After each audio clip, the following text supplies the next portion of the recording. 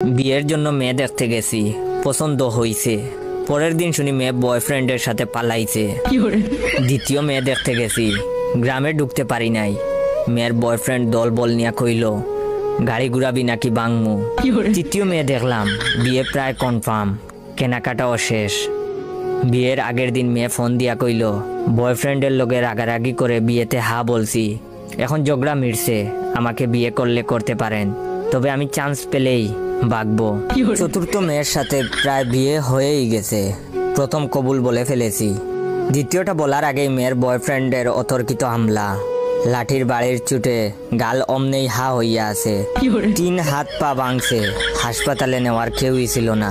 পঞ্চম মেয়েকে দেখতে আমাকে হাসপাতালে রেখেই বাপ মা মেয়ে দেখতে গেছে। মেয়ের বয়ফ্রেন্ড হাসপাতালে আইসা আমার বাকি পাটাও ভাঙছে।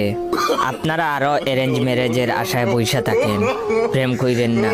তবে আমি মনে মনে সিদ্ধান্ত নিয়ে ফেলেছি, এই জীবনে আমি আর বিয়ে করব না। তবে আপনারা কমেন্ট করে বলবেন আমি কি ষষ্ঠ মেয়ে দেখতে যাব নাকি এভাবে সিঙ্গেল থেকে মরবো।